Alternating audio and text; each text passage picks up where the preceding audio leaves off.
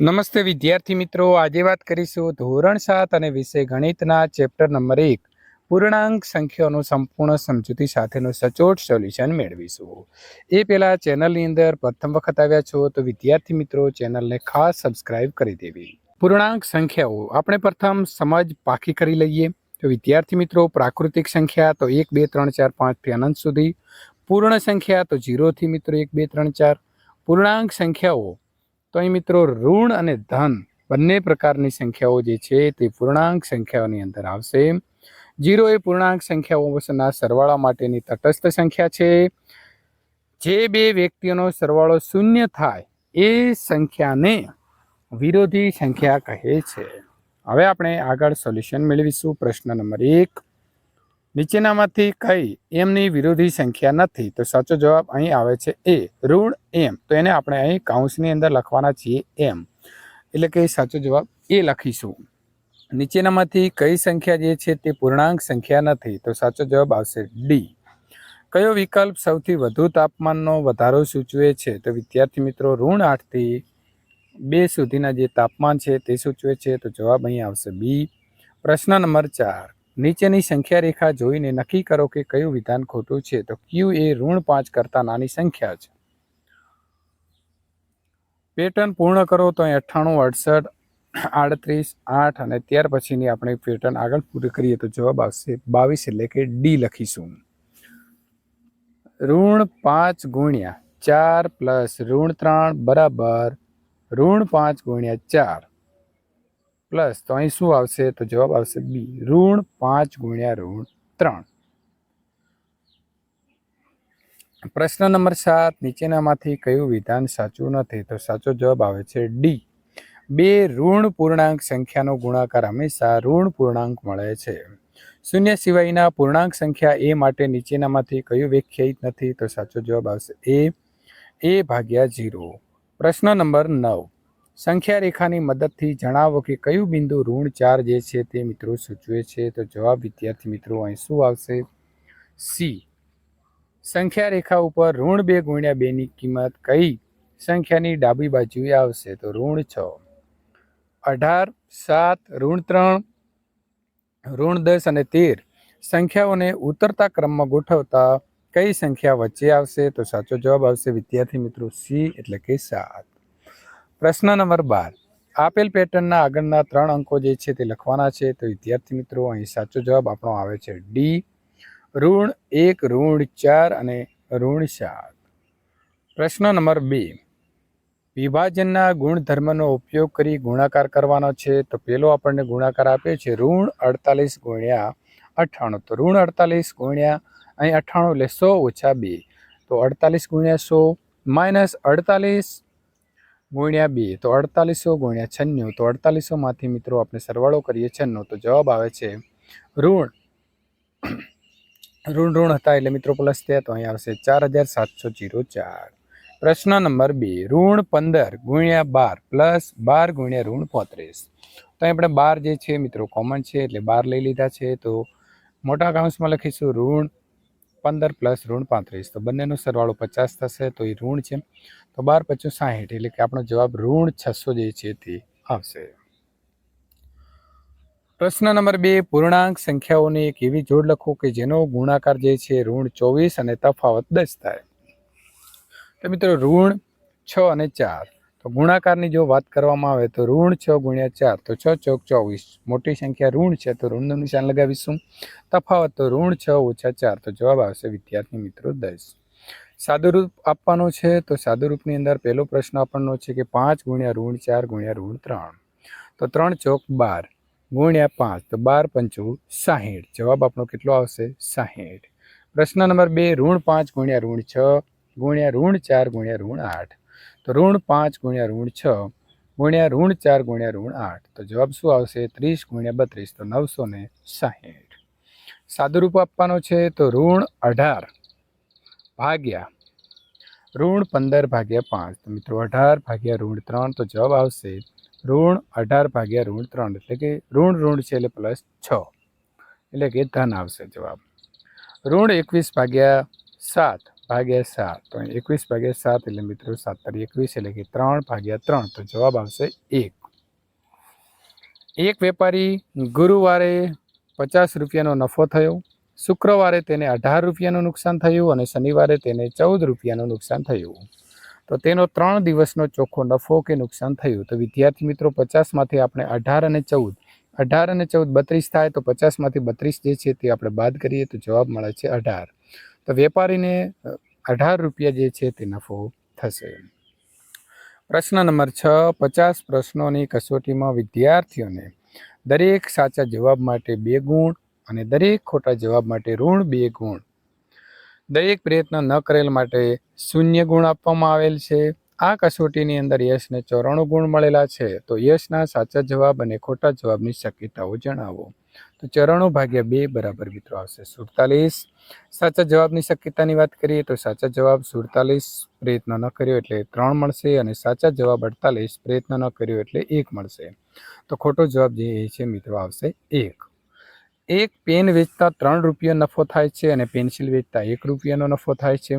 જો કુલ નફો 50 રૂપિયા થયો હોય અને પેન્સિલ 5 વેચી હોય તો કુલ કેટલી પેન વેચી હોય?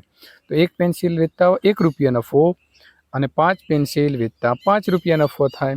તો 50માંથી 5 રૂપિયા બાદ કરીએ એટલે કે 45 રૂપિયા પેનનો નફો મળે છે. તો એક પેન વેચતા 3 રૂપિયા નફો મળે છે. તો 45 ભાગ્યા 3 એટલે કે 15 પેન વેચી હશે. એક બહુમાળી મકાનમાં ભોયતળિયાથી મિત્રો ઉપર 25 માળ છે. દરેક માળની ઊંચાઈ 5 મીટર છે અને ભોયતળિયાની નીચે 3 માળ છે. તે દરેક માળની ઊંચાઈ 5 મીટર છે, એટલે કે બધાની સળંગ 5 મીટર છે. આ બહુમાળી મકાનની લિફ્ટ 1 મીટર પ્રતિ સેકન્ડના દરથી આગળ વધે છે. એક વ્યક્તિ ભોયતળિયાથી 50 મીટરના સ્થાનથી લિફ્ટમાં નીચે ઉતરે છે. તો ભોયતળિયાથી નીચેના બીજા માળ સુધી પહોંચતા કેટલો સમય લાગશે? તો મિત્રો જો લિફ્ટ ભોયતળિયાથી 50 મીટરની ઊંચાઈ ઉપર અત્યારે પડી છે. લિફ્ટને ભોયતળિયાથી મિત્રો બીજો માળ એટલે કે 2 ગુણ્યા 5 એટલે કે એને નીચે કેટલું જવાનું છે? તો 50 મીટર અને ઊંચાઈ છે એ, અને 2 માળ જે છે તે નીચે જવાનું છે એટલે કે એક માળ 5 મીટર, તો 5 દુના 10, તો 10 મીટર એટલે કે ટોટલ તેને 60 મીટર જવાનું છે. તો સમય તો 60 ભાગ્યા 1 બરાબર મિત્રો આવશે 60 સેકન્ડ અથવા તો 1 મિનિટ જવાબ આવશે. પ્રશ્ન નંબર 9, મહિનાની શરૂઆતમાં તમારા બચત ખાતામાં ₹500 જમા છે. 1 મહિના દરમિયાન તમારા ખાતામાં થઈ લેવડ દેવડ નીચેના કોષ્ટકમાં દર્શાવી છે. તો આ લેવડ દેવડના અંતે તમારા ખાતામાં કેટલી રકમ જમા હશે તે શોધો. તો 500 ઓછા 120 પ્લસ 240 ઓછા 200 પ્લસ 150. તો 120 અને 240 એટલે કે 360 ઓછા 350. તો 500માંથી 10 રૂપિયા જે છે તે મિત્રો બાદ કરીએ તો 490 જવાબ આપણો સાચો આવશે. મિત્રો અહીં આપણને ફેરનહીટ અને સેલ્સિયસમાં 2 દશાંશ સ્થળ સુધી ફેરવો અને કોષ્ટક પૂર્ણ કરો. અહીં આપણને સૂત્ર શું આપ્યું છે? તો સી બરાબર વિદ્યાર્થી મિત્રો 5/9 એટલે કે ફેરનહીટ -32 જવાબ આપ્યો છે. તો હાઇડ્રોજન સમુદ્ર સપાટીએ તેનો ઠારણ બિંદુ ફેરનહીટમાં 435 છે. તો સમુદ્ર સપાટીએ ઠારણ બિંદુ સેલ્સિયસમાં 259.44 આવશે. જવાબ નીચે આપણે મિત્રો મેળવી દીધો છે. ક્રિપ્ટોન છે તો 251 છે, તો જવાબ 157.22. ઓક્સિજન 369 છે, તો 222.77. હિલિયમ 458 છે, તો જવાબ આવશે -272.22. આર્ગોન છે એ આવશે 309, તો જવાબ મિત્રો આવશે -189.44. આ પ્રકારે આપણે ગણતરી કરીશું. હવે વિદ્યાર્થી મિત્રો આપણને એક અહીં સૂત્ર આપ્યું છે. ક્રિયા માટેના એ અને બી આપ્યા છે અને આ પ્રકારે આપણે પ્રથમ સંખ્યા મૂકવાની છે. તો પહેલી સંખ્યા આપણને એ અને બીનો ગુણાકાર આપ્યો છે. તો એ એટલે આપણે શું લેવાના છે? -3 અને બી માટે લઈશું -5. તો એને અહીં આપેલું જે સૂત્ર પ્રમાણે મૂકીએ તો સૂત્ર પ્રમાણે શું થશે? -3 ગુણ્યા -5 પ્લસ -3 ગુણ્યા -3 પ્લસ -5 ગુણ્યા -5. તો જવાબ આવશે 5 તરી 15 પ્લસ 3 તરી 9 અને 5 ગુણ્યા 5 એટલે કે 25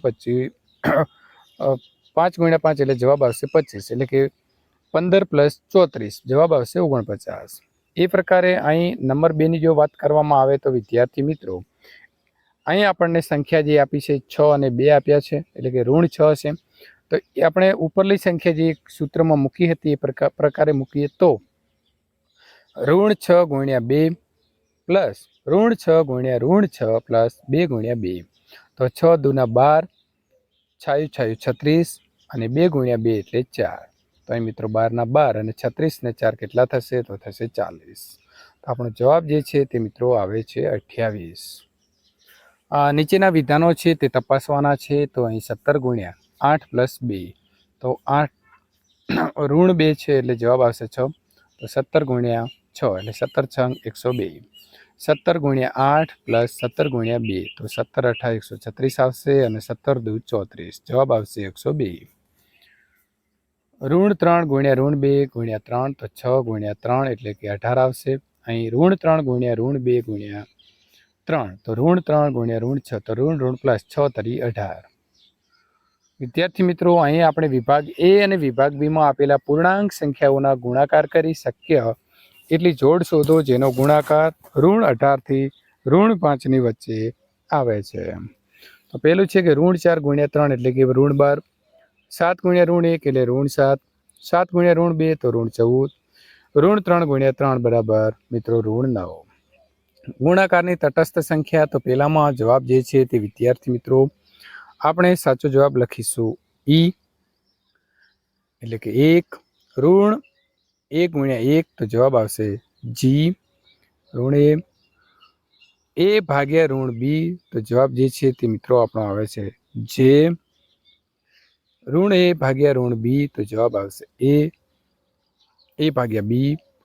પાંચમામાં છે એ ગુણ્યા બી પ્લસ સી, તો જવાબ અહીં જે છે તે મિત્રો આવે છે બી. એ ગુણ્યા બી પ્લસ એ ગુણ્યા સી. ત્યાર પછી ઋણ એ ગુણ્યા ઋણ બી, તો જવાબ આવશે ડી. એ ગુણ્યા બી. એ ગુણ્યા ઋણ બી, તો જવાબ જે છે મિત્રો અહીં આવે છે આઈ. તો જવાબ શું લખીશું? ઋણ એ ગુણ્યા બી. સરવાળાની તટસ્થ સંખ્યા, તો લખીશું એફ એટલે કે 0. એ પ્લસ કાઉન્સમાં લખીશું બી પ્લસ સી, એટલે જવાબ આવશે એચ. એ પ્લસ બી પ્લસ સી. એ ગુણ્યા બી ઓછા સી, તો જવાબ આવશે સી. એ ગુણ્યા બી ઓછા એ ગુણ્યા સી.